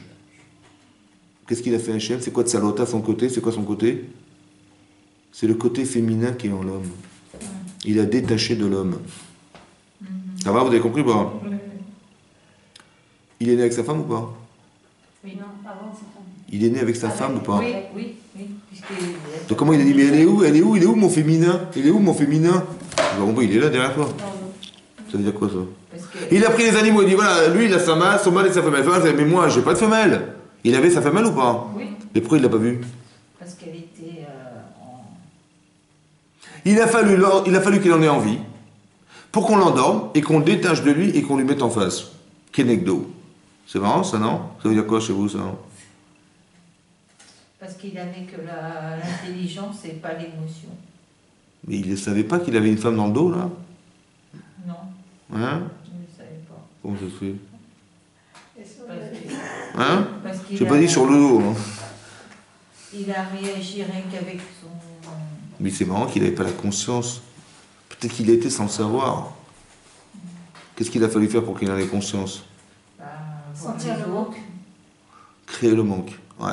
Et dès qu'il a eu un manque, il a manqué qui? On lui a créé la femme. C'est-à-dire qu'on a détaché cette femme de lui. Mais ça veut dire que la conscience de l'autre, ça passe par le fait de l'avoir en face de soi. Ça va? Vous avez compris ou pas? D'abord, il faut avoir le besoin. Et quand on a besoin, il faut comprendre. Maintenant que j'ai besoin, je sais à quoi elle va servir. Elle est face à moi. Ça va? Alors, je continue le texte. 2 minutes. Je continue, on continue. On réfléchit après, on continue. C'est marqué comme ça. Vaïven, c'est marqué Vaïach, Vaïkar Achad Mitsalota, Veisgar, Veisgor Bassar Tartena. Veisgor, il a fermé Bassar, la chair, Tartena, sous elle. Ça veut dire quoi? Maintenant qu'il a défait la femme de l'homme, il y avait un trou dans l'homme. Il a comblé ce vide. Ouais. Rachid dit pourquoi il l'a endormi? Pour combler ce vide. Pourquoi il a endormi? Il pouvait bien. Pour ressentir le vide qui lui enlevait. Alors Rachid dit chez l'autre baza à lave, pour qu'elle ne soit pas négligente dans ses yeux. Que ce morceau de lui, en fait, c'est elle. Il va négliger sa femme. Alors, je vous laisse réfléchir à ça. Très intéressant de réfléchir à ça. Hein? Je vous laisserai le temps après. C'est pas le sujet, mais réfléchissez quand vous avez le temps, avant de dormir, si vous arrivez à dormir, hein, parce que c'est... D'accord, vous réfléchissez à ça. Il a fait ça pour ne pas qu'elle soit négligeable à ses yeux. Incroyable. Ok. Vaïven Hachem Elohim Tsela. Donc il a fabriqué Hachem, le Tsela, donc son côté il l'a fabriqué. Hachem la kach el Adam, l'Isha, il en a fait la femme. D'accord? Vaïevi al Adam, il a porté à l'homme. Vaïomer à Adam, il a dit Zot apam, cette fois-ci, Etzem ma'atzamai, elle est l'os de mes os. Ou Bassar mi Bessari, la chair de ma chair, les autres icaré Isha. Et la zot, celle-ci, il l'a appelée Isha. Qui met Ish ou Kachazot, parce que de l'homme, elle a été prise. Ça va? Moi, j'ajoute un truc qui m'a dérangé. Il est marqué comme ça. Vaïomer à Adam. Comment il s'appelle l'homme? Et après, il a dit, pourquoi je l'appelle Isha? Parce qu'elle a été prise de l'homme. De quel homme? Du Ish. Mais pourquoi tu t'appelles Ish tout à coup, toi? On a dit Adam. Et tout à coup, tu dis, mais je l'appelais Isha. C'est pourquoi je l'appelais Isha? Parce qu'elle a été prise de l'homme. Isha. Mais pourquoi tu dis Isha? Mais dis Adam. Avec Hachem, parce qu'elle a Comment? été créée avec Hachem. On dirait qu'il y a 2 êtres. Non? Ah oui? Il y a le être Adama et le être Ish. C'est quoi Adama? Adam Adama. Et c'est quoi Ish? Esh. Qui c'est qui est Esh? Hachem. Donc il a dit quoi? Qu'est-ce qu'il a dit à votre avis? C'est le Adam qui a dit Esh. C'est incroyable. Le Adam, il a dit Isha. Il a dit maintenant, tu sais pourquoi je vais l'appeler Isha? Parce qu'elle a été prise de l'homme, qui est Ish. Donc il se reconnaît lui comme un Ish ou comme un Adama? Comme Adam. Il a dit je l'ai appelée Isha parce qu'elle a été prise de l'homme qui est Ish. Pourquoi il n'a pas dit parce qu'elle était prise de Adam? Parce que la femme, elle va répondre à quoi chez l'homme? Elle va répondre à Adama ou elle va répondre au Ish? Oui. Très bien. C'est quoi le Ish? C'est le Esh. Le Esh, c'est la partie spirituelle de l'homme. Ça veut dire que le Ezer, il est quoi l'aide? Je vois que la femme c'est la main, c'est la partie terre, matérielle. Mais marqué Isha. Comment on écrit Ish? Comment on écrit Ish? Attendez, comment on écrit Ish? Aleph Yudshin. Yud qui est Esh. Très bien, mais je vais te dire un autre petit hidouche. C'est quoi la moitié de Yud? C'est combien Yud? 5. La moitié de Yud, c'est combien? Et la moitié de Yud? 5. Il a retiré la moitié de lui-même, il l'a donné à sa femme. C'est ça, Isha. Tu as compris ou pas? Ça veut dire que dans un sens, il donne la partie de soi, la moitié de soi, et dans l'autre sens, elle est la moitié de soi. C'est pour ça qu'elle s'appelle Isha, non? Parce que le Aleph, il est commun et le Shin, il est commun. Mais ce qui n'est pas commun, c'est le Yud et le He. D'un côté, c'est révélateur que Yud, Ke, c'est la divin, c'est le côté divin. Mais d'un autre côté, le Yud, si tu le divises en deux, comme si il avait retrouvé une partie de lui manquante qui était là-bas. Il a compris que ce qui lui avait manqué au départ, c'était elle. C'est marrant que le discours, il est masculin, il n'est pas féminin. On ne dit pas d'un homme qu'il est Ezerishto, il n'est pas l'aide de sa femme, mais par contre, la femme, elle est l'aide de son mari. Vous avez compris? Et ça, il faut comprendre maintenant. C'est ça qu'il faut comprendre. Ça va? Dans le Mishkan, on a dit qu'il y avait deux objets contradictoires, ou deux objets qui étaient un en trop, on va dire. Il y avait la Menorah, et il y avait le Aaron HaKodesh. La femme, elle a été prise de l'homme, c'est bon? Mais c'était une partie cachée de l'homme, parce qu'il ne s'était même pas rendu compte. C'est incroyable, elle a la partie cachée de l'homme. C'est-à-dire qu'elle va être révélatrice de ce qui est caché chez l'homme. Dites-moi, Les différents. on est juif par qui? Sa mère. C'est vrai ou pas? Ouais. On va dire comme ça, la plus grande femme du monde, on va dire, ben c'est la femme du plus grand homme du monde. Bon, c'est qui cet homme? On va dire c'est Moshe Rabbeinu. Bon, la femme de Moshe, c'est Sipora. Elle engendre le judaïsme, elle. Elle engendre le judaïsme. Parce on est juif par sa mère. Mais vous êtes juif aussi ou pas? Oui, vous engendrez vos enfants juifs aussi ou pas? Il y a une différence entre vous et Tzipora, la plus grande femme du monde. Il y a une différence entre Myriam, Yochebed et vous. C'est une différence ou pas? Hein? Non, c'est linéaire. Vous avez la même fonction et ça va durer éternellement. Et chez l'homme, non. Il y a ce qu'on appelle la Yeridat Adorot. Il y a la descente des générations. C'est-à-dire qu'on ne peut pas se comparer à Moshe Rabbeinu, c'est impossible. On ne pourra pas se comparer aux générations qui nous précèdent. C'est-à-dire qu'il y a une hiérarchie qu'on respecte aussi dans le chasse. C'est-à-dire, il y a des Tanaïm, des gens qui ont écrit, qui sont mentionnés dans la Mishnah. Par exemple, Rabbi Yehuda Hanassi, qui était l'élève de Rabbi Meir, c'était un Tana. Il a compilé toutes les Mishnayot et tout ça, il a écrit le chasse Mishnayot. Mais c'était un Tana. Dans le Tana, vous avez Rabbi Meir, vous avez Rabbi Akiva, vous avez Rabbi Shimon Bar Yochai, c'est des Tanaïm. Les gens qui ont suivi les Tanaïm, la génération qui a suivi, c'était les Amoramim. Les Amoramim, tu avais Rabba Rav Yosef, Rabba Rav Yosef, Abaye Verava, Ravuna, Oula, tout ça c'est des Amoramim.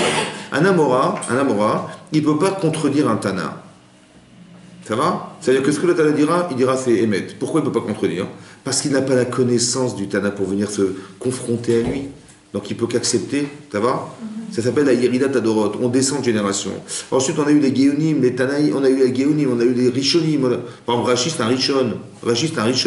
Le Rambam c'est un Rishon. Un Rambam il ne peut pas être relais sur un Amora. Il ne peut pas s'opposer à un Amora. Il ne peut pas. Il n'a pas le droit de s'opposer à un Amora. Vous savez pourquoi? Yeridat Adorot. Après il y a eu les Acharonim. Vous avez Gaon Levina, Rabbi Akiva Eger. Ils ne peuvent pas être, non plus s'opposer aux opinions des Amoraïm, à fortiori des Tanaïm, etc. et des Géonim. Il ne peut pas. Vous avez compris que ça descend? Chez l'homme ça descend. C'est l'homme, ça descend. Chez la femme, ça ne change jamais. C'est linéaire, ça ne bouge pas. La Kedusha des femmes, elle ne bouge pas. Par quel mérite de qui on est sorti d'Égypte? Les femmes. Oui. Regardez la paracha de Vayakel. Hein? Ouais. Comment? Vous êtes contente ou pas? Bon. À la fin de la paracha, là-bas, c'est marqué la chose suivante.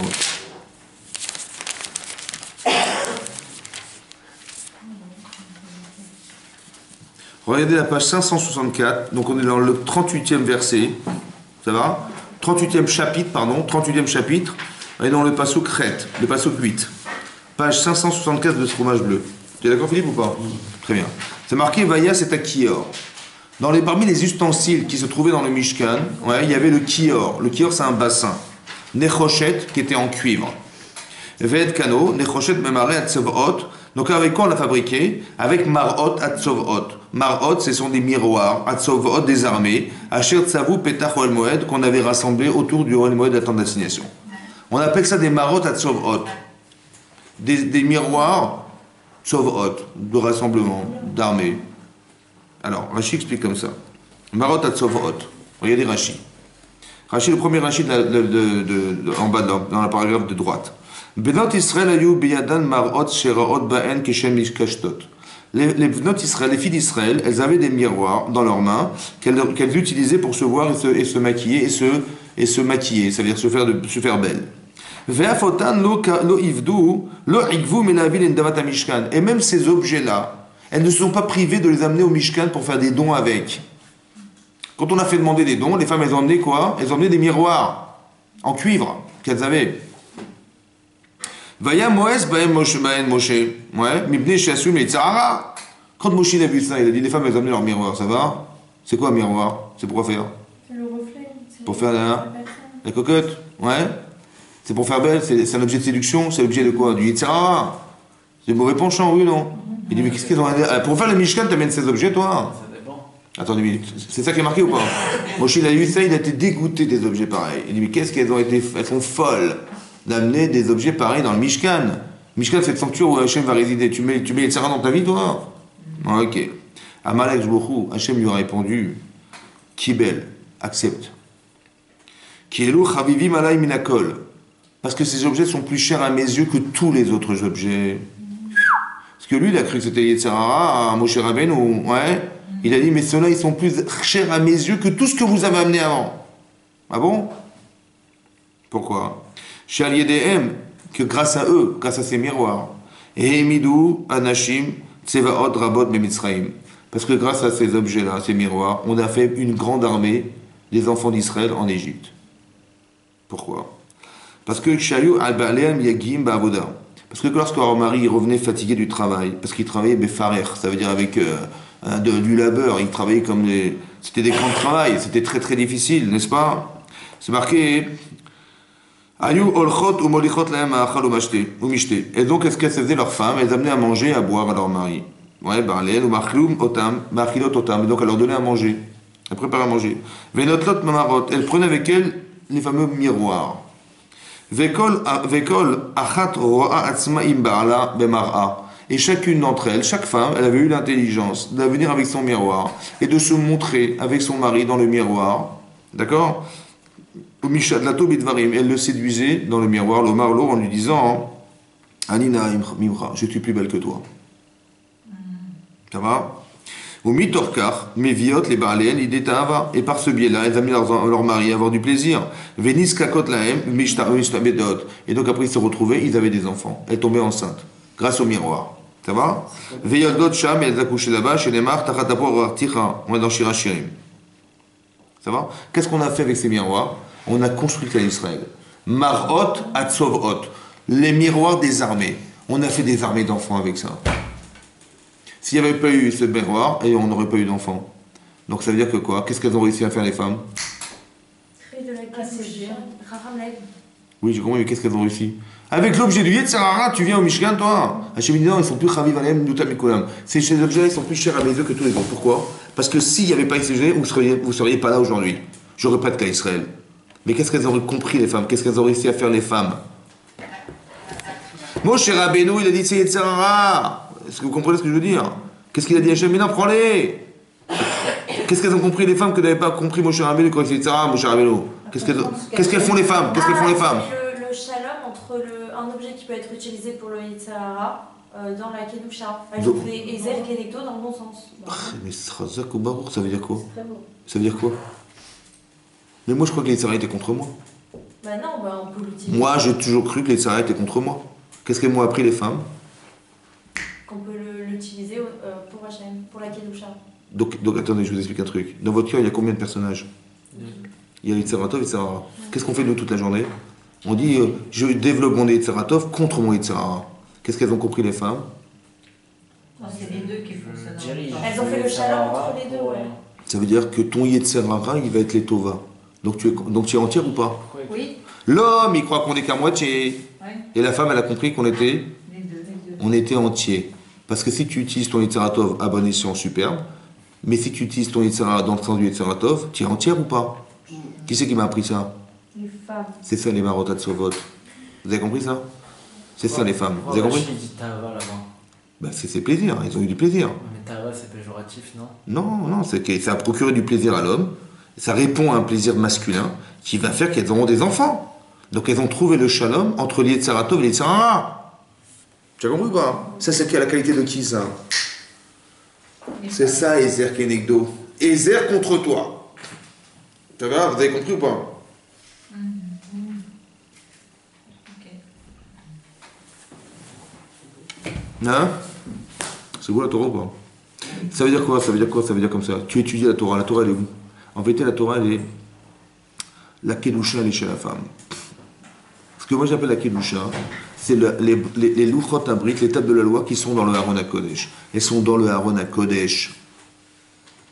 De façon naturelle, une femme, elle a une Kedusha en elle. Mais qui est intrinsèquement liée à elle. C'est ça, je vais créer quelqu'un, Hachem il a dit, qui est la femme. C'est quoi la femme? C'est qu'elle a une Kedusha en elle. Elle n'est pas née de la terre. Vous avez compris ce que je veux dire? Elle est née du résultat de l'homme, en fait. Seulement, cette femme, elle est le résultat de l'homme. Ça veut dire qu'on a créé un être masculin, féminin, ouais, mais elle était déjà là, elle. Vous avez compris ce que je veux dire? Maintenant, elle va aider l'homme. Dans quel sens? À lui faire comprendre que ce que lui croyait être le Yetzirah, en vérité, c'est le Yetzirah Tov. Vous comprenez ce que ça veut dire? C'est très très important de comprendre ça. Ça veut dire que moi, j'ai la Ménorah, mais la Ménorah, c'est l'éclairage que je renvoie de l'étude. Comme c'est que je devais étudier comme un homme et comme une femme. Comme un homme de façon rigoureuse, et comme une femme parce que je ne sais pas quoi faire de ce que je sais. La femme, elle sait. Elle prend le miroir et elle se montre avec son mari et dit, bah, tu vois, on va avoir des enfants avec ça. C'est incroyable. Lui, il croyait que c'était un objet du Yetzirah. Il dit non, c'est Yetzirah Tov. C'est d'être capable de transformer la chose en mal, en bien. La femme, dit le Maharal de Prague, elle transforme les choses. Vous lui donnez un morceau de viande, elle vous en fait un tagine. Vous lui donnez un peu de semence, elle vous en fait un bébé. Vous avez compris? Ça veut dire qu'elle est transformatrice des choses. Toi, tu donnes la matière et elle transforme. Vous avez compris ce que c'est ça? C'est ça la Kedusha de la femme. C'est-à-dire qu'il y a quelque chose de spécial en elle qui fait que si le type il est intelligent, il va savoir que ça va l'aider. Que la solution à son vrai problème, en vérité, il se trouve à ce niveau-là. Parce que sinon, on est dans la confrontation permanente. Vous comprenez? J'ai mon Yetzirah, Tov, mon Yetzirah, et je me bats toute la journée. La femme, la Kedusha de la femme, c'est de nous faire comprendre, mais il n'y a pas de combat. Si tu comprends l'essence du Yetzer, et tu comprends l'essence du Yetzirah Tov, tu comprends l'essence des choses ou pas? Si tu as compris, mais c'est pas contradictoire. Celle qui fait le shalom entre le feu et l'eau, celle qui fait le shalom entre le Yetzirah et le Yetzirah Tov, c'est ça. Vous avez compris ce que ça veut dire? Ce qui est bizarre, écoutez-moi bien. Bizarrement, Avraham Avinu c'est un grand homme, Avraham Avinu c'est un grand tzaddik. Oui. Très bien. Dès que sa femme elle meurt, on ne parle plus de lui. Dans la Torah. Incroyable. Elle meurt, Sarah, par Jettra et Sarah. Après, Avraham, il dit à Eliezer, trouver une femme pour Yitzhak, et après c'est terminé. Il est mort à 175 ans, Avraham Avinu. Il a perdu sa femme, il avait 137 ans. Ça veut dire qu'il a vécu encore 38 ans après la mort de sa femme, mais la Torah ne s'intéresse plus à ce personnage de la Torah. Pourquoi? Parce qu'il n'a pas sa femme. Vous avez compris ce que ça veut dire, ça? C'est incroyable. La lumière de la Ménorah, c'est ça. Vous avez compris ce que ça veut dire? Ça veut dire que la lumière, c'est l'expression de ce qu'un homme il est à l'extérieur. Mais si tu vis, toi, tu es à l'extérieur, et ta femme, elle est à l'intérieur, elle est l'étape de la voie à l'intérieur.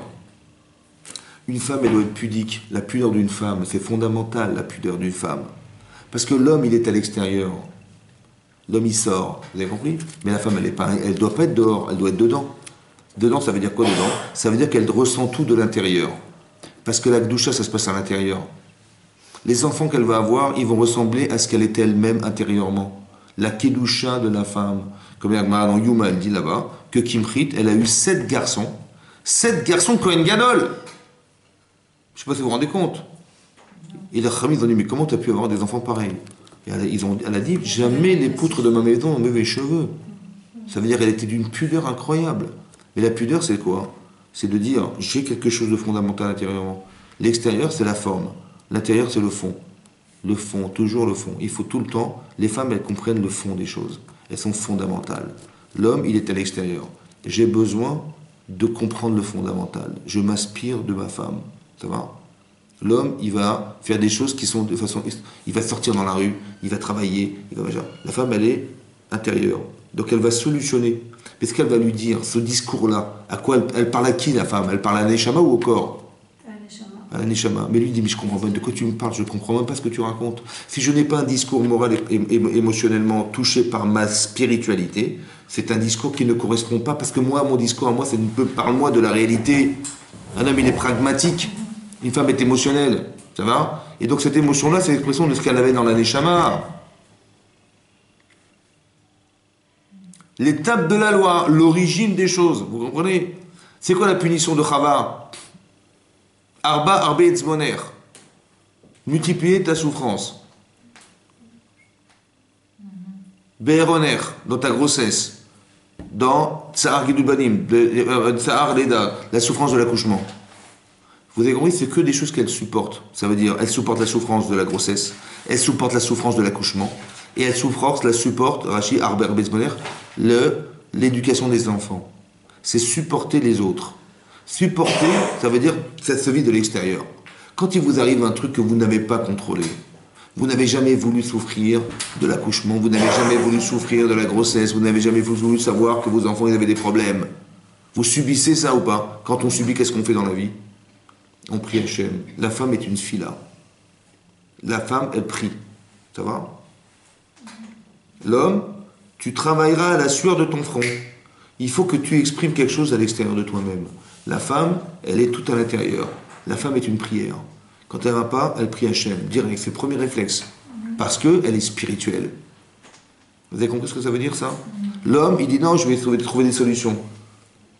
Mais en vérité, derrière ce que tu vois, il y a qui? Mais c'est Hachem, vous avez compris?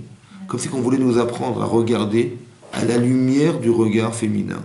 Ça veut dire qu'il y a quelque chose dans le féminin très fort. Et ce regard-là, c'est le regard de la Torah. Et ça, si je l'ai, ce regard-là, la Shrina la réside. Vous avez compris? La présence divine. Ça veut dire de nous apprendre à comprendre que derrière l'image, il y a autre chose. Derrière un miroir, il y a des enfants. Mais où tu vois des enfants, toi? Mais oui, il y a des enfants derrière ce miroir, mais je ne vois pas d'enfants, moi. Derrière ce que tu vois, il y a quelque chose. La femme le ressent, l'homme ne le ressent pas puisqu'il ne le voit pas. Il est pragmatique, il raisonne à pisserelle. Dans son cerveau, il voit. Mais je sais ce que mon terrain produit, je sais comment je vais vivre. Il me dit, mais non, t'inquiète pas, c'est quoi cette histoire, t'inquiète pas, de quoi tu parles, je comprends pas. C'est contre moi. En fait, il y a quelque chose d'autre. C'est pas contre toi. C'est de te faire comprendre que pourquoi tu t'enfermes dans la limite de ce que tu vois. Vous avez compris? Pourquoi tu t'inquiètes de ce que tu vois? Tu vas travailler la première année, la deuxième année, la troisième année, la quatrième année, la cinquième année, la sixième année, la septième année. Tu t'arrêtes. Tu n'as pas le droit de labourer. Tu n'as pas le droit de semer. Tu n'as pas le droit de vendre, de faire du commerce avec ce que tu produis. Ce serait dur, hein. Pour un homme, c'est dur. Mais qu'est-ce que ça veut dire? Ça veut dire apprends à voir comme le féminin. Que derrière, c'est Hachem qui va t'aider. Arrête de croire que ça s'arrête là où tu vois. Tu vois, mec, ta femme, tu l'as pas vue au départ, elle était dans ton dos. Tu crois qu'il a fallu qu'on t'a mette en face pour que tu t'en rendes compte. Mais ce que tu vois voir dorénavant, c'est ce qui va t'aider. Mais si tu es zoré, si tu as le mérite de voir, alors tu verras que tu vas apprendre à comprendre que derrière ce que tu vois, il n'y a pas de limite.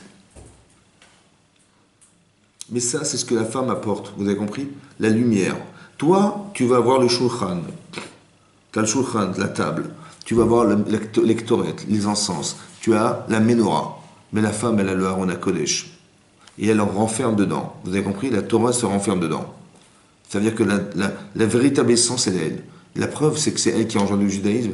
Un homme, s'il se marie avec une femme juive, il aura des enfants juifs. Mais s'il se marie avec une femme non juive, pas de juif. Et si une femme, elle épouse un juif, elle aura des enfants juifs. Et si elle épouse un non juif, aussi. Vous avez vu? C'est pas tributaire des autres. Lui, c'est tributaire de sa femme, de la femme. Vous avez compris ce que ça veut dire? Tributaire de ça. Ça veut dire que ça passe par elle. C'est très important que vous compreniez ça. Que ça passe par elle. Ça veut dire que chez l'homme, ça dépend s'il épouse une juive, mais sinon, s'il épouse pas une juive, l'enfant ne sera pas juif. Bien que lui, il est juif. Il va tout perdre. Parce que la femme qu'il a choisie n'est pas juive. Parce que quel choix tu as fait dehors? Mais la femme, elle n'a pas besoin de faire un choix dehors. Elle est le choix. Vous comprenez la différence? Toi, tu vas devoir choisir dans ta vie. Tu sors dans la rue. Tu mangeras la sueur de ton front. Ça veut dire quoi, la sueur de ton front? Ça va être dur de manger. Mais fais un choix, fais un bon choix. Donc tu vas faire un choix comme ça ou comme ça. Tu dois faire des choix. La femme, elle n'a pas besoin de faire des choix. Elle est. Pourquoi la femme n'a pas le droit de juger? Pourquoi la femme n'a pas le droit d'être juge, d'être témoin? Elle a moins de misvot qu'un homme. C'est pas normal, c'est pas juste. C'est dénigrant pour une femme de ne pas avoir misvot comme un homme. En vérité, non. Parce que la misvot, c'est pour quoi faire? Pour transformer la personne. Manifestement, elle n'a pas besoin de se transformer. Vous avez compris ce que ça veut dire? Elle est déjà le résultat de ce que je dois atteindre. C'est ça qui est marqué. Elle est le résultat de ce que je dois atteindre. Donc moi, je vais travailler là sur mon front, mais elle n'a pas besoin, elle est déjà. Un homme qui se marie avec une femme moins religieuse que lui. c'est Keneged dans le sens contre ou pas? Est-ce Ben, que c'est une aide contre lui? Un non religieux, ça veut dire quoi? Il faut comprendre ce que ça veut dire. Par exemple, vous allez Si comprendre. elle ne pratique pas les mitzvot et que lui... Oui, mais elle a une potentialité qui est en elle et qu'il faut mettre en exergue, il faut l'encourager, c'est sûr. Ouais. Parce que cette potentialité de femme qui est représentative de ce qu'elle est, eh ben, ça doit être mise en éveil pour qu'elle puisse aider son mari, évidemment. Moi, j'ai pas besoin d'avoir une femme qui vit à l'extérieur d'elle-même, ça m'intéresse pas. Parce que c'est ce que je suis, vous comprenez? On dit un tzaddik, il épouse une femme tsanoua, une femme pudique. Un rachat, il épouse une femme proutsa. Parout, ça veut dire extérieur. Vous avez compris? Mais pourquoi? Parce que ce qu'elle est, c'est ce qu'il est. On n'a pas besoin de s'accoupler, ça sert à rien, s'assembler, ça sert à rien. Parce que je veux pas une femme qui me ressemble. Je veux quelqu'un qui soit contre moi, entre guillemets. Ça veut dire qui ne soit pas de même nature que moi-même. Parce que j'ai besoin d'apprendre de la différence. On n'apprend pas du commun, on apprend de la différence. Donc si elle est tsanoua, elle est profondément, pudique. Donc elle résonne de l'intérieur. Mais moi, je ne sais pas raisonner de l'intérieur, moi. Je sais raisonner qu'à l'extérieur, moi, je suis dans les champs et je travaille à la sueur de mon front. Je sais m'organiser à l'extérieur de moi-même, mais je ne sais pas me regarder à l'intérieur de moi-même. C'est peut-être pour ça qu'Adam Arishon, il n'a pas vu qu'il avait sa femme en lui. Parce qu'il ne sait pas voir, lire de l'intérieur, il sait dire que de l'extérieur. Il dit, mais où ma femme? Je vois pas de femme, je vois des animaux, ils ont toutes leurs masculin, féminin, moi, j'en ai pas. Il ne sait pas voir de l'intérieur. Alors on va te le détacher, ton intérieur, et on va te le montrer en face de toi pour que tu vois à quoi ça sert. Et quand il s'en est rendu compte, il dit ça s'appelle Isha, ça. Moi je m'appelle Adam, moi, mais elle s'appelle pas Isha, elle s'appelle Isha, elle s'appelle pas Adama. Parce que c'est elle qui va nourrir ma partie spirituelle. C'est elle qui va donner. Vous avez compris ou pas? Qui va aider son mari spirituellement. Le mari, il doit apprendre la Torah. Parce qu'il n'y a que dans la Torah qu'il va pouvoir être éclairé en sortant dehors. Vous avez compris ça? Mais qui c'est qui va l'aider? Sa femme. Mais c'est sa femme qui va l'encourager, qui va encourager les enfants dans le spirituel, qui va avoir peur que ça ne soit pas spirituellement acceptable, ou qui va encourager à ce que ça soit possible acceptable spirituellement. C'est ça la femme. Vous avez compris? Ça, c'est ce qui est enfoui dans la Torah, ça. C'est ce qui est enfoui dans la Roda Kodesh. Maintenant, si je m'inspire de ça, je vais pouvoir allumer la Ménorah. J'allumerai la Ménorah, je serai éclairé dans ma Parnassa et dans mes mitzvot. Dans les Kétoret et dans le Shulchan. Dans les Kétoret, dans les encens, c'est ma Avodat Hashem. Que quand je vais faire quelque chose à la lumière de ce que je vais faire un bon choix, donc ça sentira bon. C'est ça les Kétoret. Et autant que dans ma vie commune, dans ma vie de courante professionnelle, je serai un homme honnête. Mon Shulchan, c'est mon pain, je l'aurais gagné honnêtement. Vous avez compris? À la lumière de la Torah. Donc j'ai peur de ne pas la connaître. Et parce que si je ne la connais pas, moins je connais, moins je ferai des bons choix, moins ça sentira bon et moins ça sera éclairant. Donc j'ai obligé d'être encouragé. Et je suis obligé d'être soutenu par ma femme, mais c'est comme ça. Mais c'est ça la valeur féminine, c'est ça la valeur féminine, et c'est ça la valeur masculine. Chacun dépend de l'autre, vous avez compris? Chacun est indépendant. Donc si j'ai compris ça, alors je sais à quoi elle me sert, et ça ne sera jamais contre moi. Mais si je n'ai pas compris, alors ça sera toujours contre moi. Parce que j'ai des intérêts qui sont physiques, et qui sont chez elle spirituels, qui ne m'intéressent pas, c'est contre moi. C'est comme si que mon corps, il allait s'accorder avec ma neshama. Mais le corps, il n'a pas besoin de sa neshama. Entre guillemets, parce que sa neshama parle de religion, des nanas, et lui, il a besoin que de manger, lui. Vous avez compris? On n'a pas le même discours parce qu'on est de nature différente. Alors, pour peu qu'on puisse évoluer, ça veut dire qu'on puisse apprendre l'un de l'autre. Que ma neshama, si elle pouvait simplement pouvoir se véhiculer par son corps, et si simplement mon corps pouvait apprendre un petit peu de moralité de ma neshama, est-ce qu'on serait pas meilleur? Mais c'est ça en vérité. Ces deux oppositions, elles sont complémentaires. Seulement, il faut juste comprendre à quoi ça sert. Comprendre simplement la nature des éléments présents et de comprendre comment ça se conjugue. Ça, il faut une chormat lev. C'est ça la Mishkan. C'est ça la Shrina. La Shekhinah, vous avez compris? C'est ça la Shekhinah. Elle réside dans cette... Si tu arrives à faire le shalom entre ton corps et ta tête, la Shrina réside. C'est ça la joie. Et sinon, c'est l'inquiétude, c'est l'angoisse, c'est le tourment. Parce que, comment je vais faire? Vous avez compris? D'un côté, si j'avais qu'une neshama, je m'en fiche, je m'envole. Mais j'ai un corps, et il m'empêche de m'envoler, vous avez compris? Alors comment je vais m'en sortir maintenant? J'aimerais bien m'envoler, moi je peux pas. Alors parce que j'ai un corps, j'aimerais bien faire des efforts, mais je peux pas, j'ai un corps qui m'empêche de faire ces efforts. Donc ma question, elle vient de cette contradiction. Ça, c'est le Mishkan. Mais le but de tout ça, c'est quoi tout ça, finalement? Quand on dit la Avodat Hashem, on dit tout ça, c'est quoi? Alors, on a dit la fois dernière dans le cours que Hashem, il représente toute la création du monde. Mais pour pouvoir créer quelque chose, c'est difficile à croire qu'il va créer alors qu'il est tout. Créer, c'est créer de rien. Mais il est tout déjà. Comme il peut rajouter sur tout. C'est retiré. Alors on a expliqué que Tzimtzum, ouais, c'est se retirer. Mais alors, concrètement, ça veut dire quoi se retirer? On a dit, voilà, moi j'ai de l'argent dans ma poche. Bon, j'ai des enfants, j'ai ma femme, j'ai mon mari, j'ai mes amis. Ok. Combien je les aime? Ben on va le voir. Combien tu es prêt à te priver personnellement de quelque chose pour les autres? Ça va? J'ai de l'argent dans ma poche, moi je peux égoïstement le garder pour moi. J'ai dit non, mes enfants ont besoin, ma femme a besoin, et ben c'est pas grave, je me prive pour eux. Mais qu'est-ce que j'ai fait en fait? Je me suis retenu pour elle, je me suis retenu pour lui. Dans mon cœur, ça se voit ou pas? Non. Dites oui, dites oui. Ben oui, moi dans mon cœur, moi l'argent je sais quoi faire avec dans mon cœur. J'ai dit non, non, non, je vais le donner à mon mari. Ou je vais donner mon sourire, je vais donner du temps, je vais faire un bon plat pour lui, je vais faire n'importe quoi. Ma femme, pareil, je donne de moi. Mais qu'est-ce que j'ai fait? Je me suis retenu pour elle. Je me suis retenu pour lui. Ça veut dire que l'espace qui est dans mon cœur, c'est ce que représente mon épouse. L'espace qui est dans le cœur de mon épouse, c'est ce que représente son mari pour elle. S'il est petit l'espace, il n'y a pas beaucoup de dons. Et s'il est grand l'espace, il est grand. Ça va? Qu'est-ce qu'il a fait Hachem? Il s'est retiré. Oui? Pour les êtres humains. Combien il s'est retiré? Combien? L'espace de quoi?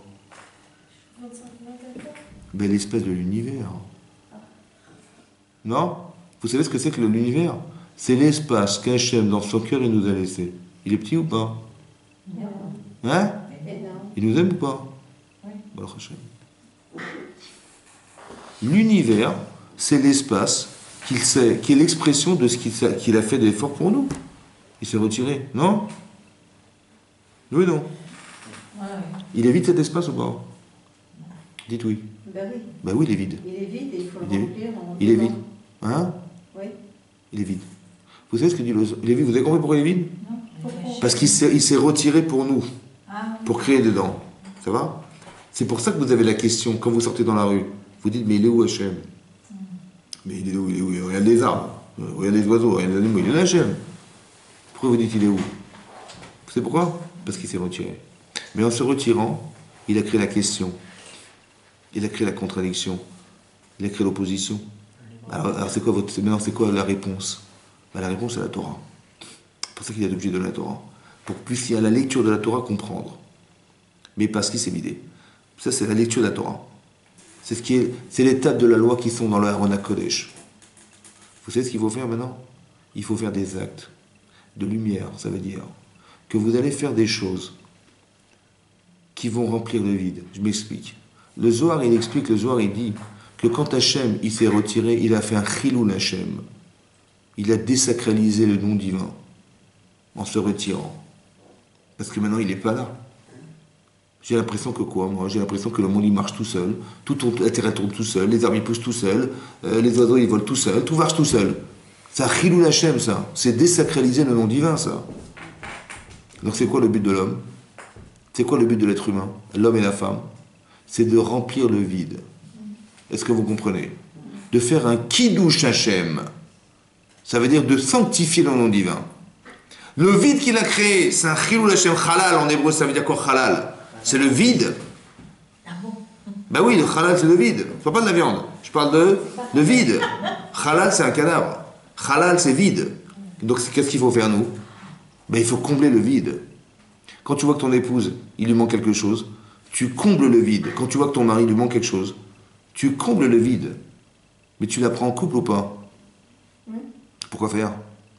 Parce que, écoutez-moi bien, parce que ce que vous allez faire en couple, c'est pour alimenter votre conscience corporelle. Tu as compris avec ton mari comment ça se passe maintenant? Tu comprends qu'il faut combler le manque de ton mari? Tu as compris ou pas? Si tu l'as compris avec ton mari, a fortiori avec Hachem. Parce que le vide, il faut le combler maintenant. Et quand est-ce que Hachem, on va savoir qu'il existe dans le monde? Qu'est-ce qu'il a essayé de faire à votre avis, Abraham Avinu? Il a essayé de diffuser l'idée, qu'Hachem existait. Donc il a rempli, il a fait un kiddush Hachem.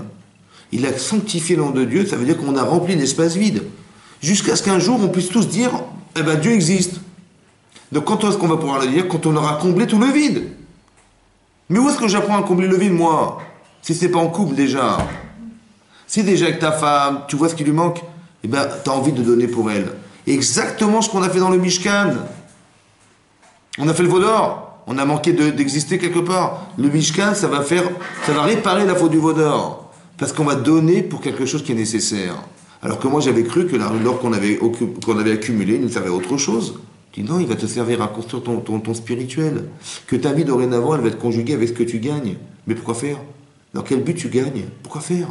Si c'est pour toi, oui. Peut-être que tu vas prendre du plaisir à faire quelque chose dans l'esprit de la Torah en utilisant ce que tu gagnes. Exactement comme les fameux miroirs. Mais le miroir, c'est l'objet du Yitzhara. Qu'est-ce que tu fais avec l'argent, franchement? Ouais.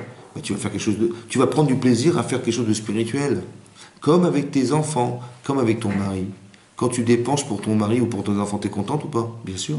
Quand tu dépenses pour ta femme, t'es content aussi. T'es content parce qu'elle est heureuse. Tu vois, à quoi t'as servi? T'es content avec la matière, mais il n'y a plus d'Yetzirah là-dedans. Tu as été Mekadesh Hashem. Vous avez compris? Le vide, tu l'as comblé. Ce que tu croyais de la terre au départ, parce que quand tu vas sortir à la sphère de ton front, tu vas croire qu'il faut manger pour manger. Non, il faut manger pour que tu dises merci Hashem. Tu utilises la matière pour faire un kiddush Hashem. Vous avez compris ce que ça veut dire, ça? C'est ça la lumière en vérité. C'est ça la lumière qui doit sortir de l'être humain. C'est ça que... Et ça, tu vas t'inspirer de la Torah qui est enfouie dans la femme et qui est enfouie dans la Torah pour avoir cette relation avec la Torah qui soit à la fois cérébrale et émotionnelle. Tu cumules les deux parce que ta femme est émotionnelle et toi tu es cérébral aussi. Tu as les deux en fait. Mais elle ne réfléchit pas comme toi parce qu'elle a des émotions qui ne sont pas les tiennes. Et toi tu ne raisonnes pas comme elle parce que les émotions ne sont pas les mêmes. On ne peut pas s'aider tous les deux. Ça dépend pas des couples, c'est un clal fin. Oui, ça veut dire qu'il y a une nature masculine et une nature féminine. Mais la nature féminine est contre moi parce qu'on n'a pas les mêmes intérêts. Parce qu'on n'a pas les mêmes sensations, parce qu'on n'a pas les mêmes besoins, parce qu'on n'a pas les mêmes émotions, parce qu'on n'est pas pareil. Donc c'est contre moi. Moi j'ai envie de faire un truc, elle a envie de faire autre chose, on n'a pas les mêmes émotions, on n'a pas les mêmes intérêts, on n'a pas les mêmes passions, on n'a rien. Rien n'est commun. Mais est-ce que c'est contre toi ou tu peux t'associer à la différence? C'est comme le feu et l'eau. Trouve le moyen intermédiaire qui permet de faire le shalom entre les deux. Et quand tu l'auras fait, ben la shrina réside. Parce que tout l'enjeu, c'est ça l'enjeu, vous avez compris? C'est d'arriver à conjuguer les choses, pas à dissocier les choses. Le racisme, ça dissocie. L'antisémitisme, ça dissocie. La haine, ça dissocie. La jalousie, ça dissocie. L'envie, ça dissocie. Tout ça s'interdit, parce que ça nous coupe des autres. Mais de toute façon, maximum, on va se couper des autres. Et maximum, on va être quoi? Maximum, on va être seul. Mais seul, c'est l'otov. Vous avez compris? Il n'est pas bon d'être seul. Quand j'haïs la personne, au final, ben, je suis tout seul. Quand j'envie la personne, au final, l'autre il n'existe que pour moi, je suis seul, etc. Toute la verre de la Torah, finalement, c'est de se retrouver seul. Mais c'est l'otov. Ça n'est pas bon d'être seul. Ça veut dire quoi? On a créé la femme, on a créé autre chose pour qu'on puisse devenir avec l'autre. Une femme va devenir par son mari, un mari va devenir par sa femme. On a besoin de l'autre ou pas? Donc c'est anti-haine, anti-dispute, anti-tout ce que vous voulez. Donc c'est que quand je me dispute, je me sépare de quoi finalement? Bon, c'est pas de moi au départ. Et forcément, je me sépare d'Hachem automatiquement. Vous avez compris? C'est ça le Mishkan, c'est ça la Chokhmat Lev. Ça a été fait Bechokma. Que Hachem, quand il a dit qu'il fabriquait le Mishkan, il faut que ça soit intelligent. Mais intelligemment, avec de l'émotion et avec de la moralité, avec tout ce qui va avec. C'est pour ça que dans chaque élément, il y a toujours de la moralité. Il y aura toujours de l'or à l'extérieur et de bois à l'intérieur. Parce qu'il faut toujours que ça soit d'or. Toujours. Que ta vie, elle soit dorée. Que quand tu fais quelque chose, toi, ton corps, il fasse des choses, mais que ça soit beau à voir, que ça soit paisible, ça soit, quand tu parles aux gens, ça soit agréable. Quand tu dis quelque chose, ça soit encourageant. Quand tu, voilà, ça c'est de l'or, ça, vous avez compris? Mais si tu dis les choses méchamment, tu dis, mais oui, tu dis des vérités qui sont désagréables, tu dis des trucs. Bon, mais d'accord, mais c'est du bois, c'est que tu me présentes, c'est pas envie de voir, ça ne m'intéresse pas. Toujours, vous avez vu les Mishkan, toujours il y a de l'or, toujours de l'or à l'extérieur, toujours. Parce qu'il faut que ça paraisse comme ça. C'est la moralité de la Torah, ça. Et là, Hachem, il réside. Mais il faut absolument qu'il réside. Donc pour y résider, il faut respecter la Torah, il faut respecter les mitzvot, il faut connaître la Torah, il faut avoir envie de savoir, il faut avoir peur de ne pas savoir, il faut étudier, c'est comme ça. On étudie, on respecte, et on s'oblige à respecter parce que c'est comme ça qu'on va avancer dans la vie. Ça va? Voilà. Si j'ai pas envie d'aller à l'école, ok, j'ai pas envie, ben, il faut que tu t'obliges à y aller, parce que si tu vas pas, qu'est-ce que tu vas devenir? Ben, il faut s'obliger, c'est comme ça. Et j'ai compris que c'est la seule et unique manière de pouvoir évoluer, c'est comme ça. Tu es obligé de comprendre ta femme, tu es obligé de la comprendre, tu es obligé de ressentir, ton mari c'est pareil, tu es obligé de le faire. Mais c'est contre nature. Mais moi je suis pas une femme, je suis pas un homme. C'est contre nature, c'est comme ça. Tsiva, c'est un tsivoui, c'est un ordre. Et tu es ordonné parce que c'est comme ça qu'il faut vivre. Et là tu verras que la shrina va résider dans ton couple. Parce que tu auras les deux.